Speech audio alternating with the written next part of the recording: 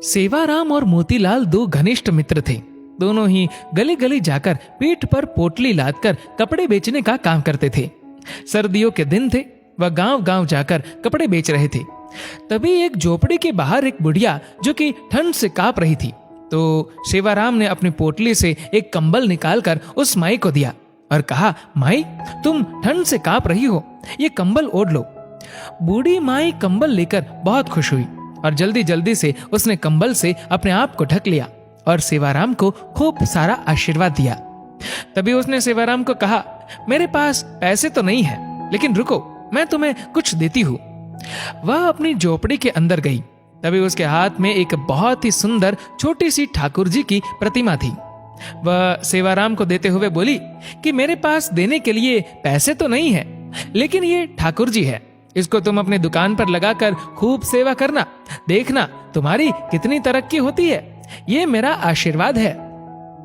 मोतीराम बुढ़िया के पास आकर बोला, अरे ओ माताजी, क्यों बहाने बना रही हो? अगर पैसे नहीं है तो कोई बात नहीं, लेकिन हमें झूठी तसल्ली मत दो। हमारे पास तो कोई दुकान नहीं है, हम इसको कहाँ लगाएंगे? इनको तुम अपने पास ही रखो। लेकिन सेवाराम, जो कि बहुत ही नेक दिल था और ठाकुर जी को मानने वाला था, वह बोला, नहीं नहीं माताजी, अगर आप इतने प्यार से कह रही है तो ये आप मुझे दे दो, पैसों की आप चिंता मत करो। सेवाराम ने जल्दी से अपने गले में पड़े हुए परने में ठाकुर जी को लपेट लिया और उनको लेकर चल पड़ा। बुढ़िया दूर तक उनको आशीर्वाद दे रही थी। हरि तुम्हारा ध्यान रखेंगे, ठाकुर जी तुम्हारा ध्यान रखेंगे। वह तब तक आशीर्वाद देती रही जब तक कि वह दोनों उनकी आंखों से ओझल ना हो गए। ठाकुर जी का ऐसा ही चमत्कार हुआ। अब धीरे धीरे दोनों की कमाई ज्यादा होने लगी। अब उन्होंने एक साइकिल खरीद ली। अब साइकिल पर ठाकुर जी को आगे टोकरी में रखकर और पीछे पोटली रखकर गांव गांव कपड़े बेचने लगे। अब फिर उनको और ज्यादा कमाई होने लगी, तो उन्होंने एक दुकान किराए पर ले ली और वहां पर ठाकुर जी को बहुत ही सुंदर आसन पर विराजमान करके दुकान का मुहूर्त किया। धीरे धीरे दुकान इतनी चल पड़ी कि अब सेवाराम और मोतीलाल के पास शहर के बहुत ही बड़ी बड़ी कपड़े की दुकानें और कपड़े की मिलें हो गई। एक दिन मोतीलाल सेवाराम को कहता है कि देखो, आज हमारे पास सब कुछ है, ये हम दोनों की मेहनत का नतीजा है। लेकिन सेवाराम बोला, नहीं नहीं, हम दोनों की मेहनत के साथ साथ ये हमारे ठाकुर जी, हमारे हरि की कृपा है। मोतीलाल बात को अनसुनी करके वापस अपने काम में लग गया। एक दिन सेवाराम की सेहत थोड़ी ढीली थी, इसलिए वह दुकान पर थोड़ी देर से आया। मोतीलाल बोला, अरे दोस्त, आज तुम देरी से आए हो, तुम्हारे बिना तो मेरा एक पल का गुजारा नहीं, तुम मेरा साथ कभी ना छोड़ना। सेवाराम हंसकर बोला, अरे मोतीलाल, चिंता क्यों करते हो, मैं नहीं आऊंगा तो हमारे ठाकुर जी तो है ना। ये कहकर सेवाराम अपने काम में लग गया। पहले दोनों का घर दुकान के पास ही होता था, लेकिन अब दोनों ने अपना घर दुकान से काफी दूर ले लिया। अब दोनों ही महल नुमा घर में रहने लगे। दोनों ने अपने बच्चों को खूब पढ़ाया और लिखाया। सेवाराम के 2 लड़के थे, दोनों की शादी कर दी थी और मोतीलाल का एक लड़का और एक लड़की थी। मोतीलाल ने अभी एक लड़के की शादी की थी, अभी उसने अपनी लड़की की शादी करनी थी। सेहत ढीली होने के कारण सेवाराम अब दुकान पर थोड़े विलंब से आने लगा। तो एक दिन वह मोतीलाल से बोला, अब मेरी सेहत ठीक नहीं रहती, क्या मैं थोड़ी विलंब से आ सकता हूँ? मोतीलाल ने कहा, हाँ भैया, तुम विलंब से आ जाओ, लेकिन आया जरूर करो, मेरा तुम्हारे बिना दिल नहीं लगता। फिर अचानक एक दिन सेवाराम 12 बजे के करीब दुकान पर आया, लेकिन आज उसके चेहरे पर अजीब सी चमक थी। चाल में एक अजीब सी मस्ती थी, चेहरे पर अजीब सी मुस्कान थी। वह आकर गद्दी पर बैठ गया।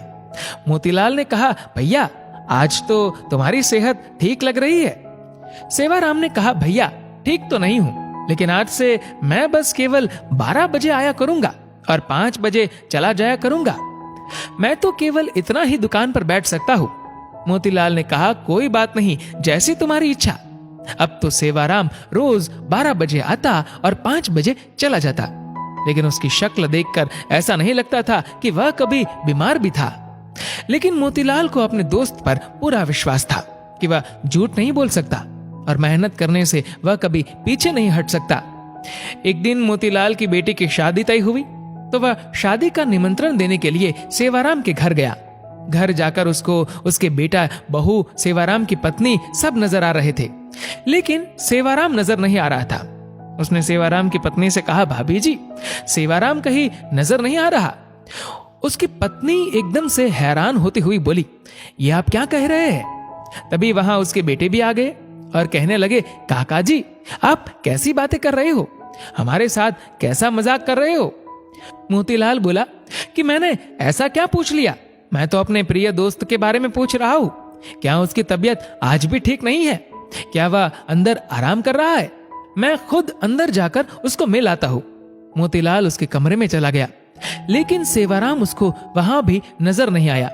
तभी अचानक उसकी नजर उसके कमरे में सेवाराम की तस्वीर पर पड़ी। वह एकदम से हैरान होकर सेवाराम की पत्नी की तरफ देखता हुआ बोला, अरे भाभी जी, ये क्या? आपने सेवाराम की तस्वीर पर हार क्यों चढ़ाया हुआ है? सेवाराम की पत्नी आंखों में आंसू भरकर बोली, मुझे आपसे ऐसी उम्मीद नहीं थी भैया कि आप ऐसा मजाक करेंगे। मोतीलाल को कुछ समझ नहीं आ रहा था। तभी सेवाराम का बेटा बोला, क्या आपको नहीं पता कि पिताजी को गुजरे तो 6 महीने हो चुके हैं? मोतीलाल को ऐसा लगा कि जैसे उसके सिर पर बिजली गिर पड़ी हो। वह एकदम से थोड़ा लड़खड़ाता हुआ पीछे की तरफ हटा और बोला, ऐसा कैसे हो सकता है? वह तो हर रोज दुकान पर आते हैं। बीमार होने के कारण थोड़ा विलंब से आता है। वह 12 बजे आता है और 5 बजे चला जाता है। उसकी पत्नी बोली, ऐसा कैसे हो सकता है कि आपको पता ना हो? आप ही तो हर महीने उनके हिस्से का मुनाफे के पैसे हमारे घर देने आते हो। 6 महीने से तो आप हमें दुगना मुनाफा देकर जा रहे हो। मोतीलाल का तो अब सर चकरा गया। उसने कहा, मैं तो कभी आया ही नहीं। 6 महीने हो गए, ये क्या मामला है?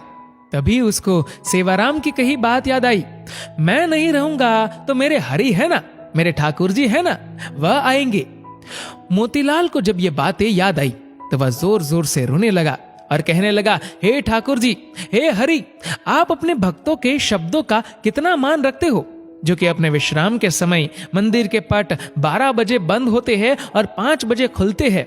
और आप अपने भक्तों के शब्दों का मान रखने के लिए कि मेरे हरि आएंगे, मेरे ठाकुर जी आएंगे, तो आप अपने आराम के समय मेरी दुकान पर आकर अपने भक्तों का काम करते थे। इतना कहकर वह फूट फूट कर रोने लगा और कहने लगा, ठाकुर जी, आपकी लीला अपरंपार है। मैं ही सारी जिंदगी नोट गिनने में लगा रहा। असली भक्त तो सेवाराम था, जो आपका प्रिय था। आपने उसको अपने पास बुला लिया और उसके शब्दों का मान रखने के लिए आप उसका काम खुद स्वयं कर रहे थे और उसके हिस्से का मुनाफा भी उसके घर मेरे रूप में पहुंचा रहे थे। इतना कहकर वह भागा भागा दुकान की तरफ गया और वहां जाकर जहां पर ठाकुर जी जिस गद्दी पर आकर बैठते थे, जहां पर अपने चरण रखते थे, वहां पर जाकर गद्दी को अपने आंखों से मुंह से चूमता हुआ चरणों में लौटता हुआ जोर जोर से रोने लगा और ठाकुर जी की जय जयकार करने लगा। ठाकुर जी तो हमारे ऐसे है। सेवाराम को उन पर विश्वास था कि मैं ना रहूंगा तो मेरे ठाकुर जी मेरा सारा काम संभालेंगे।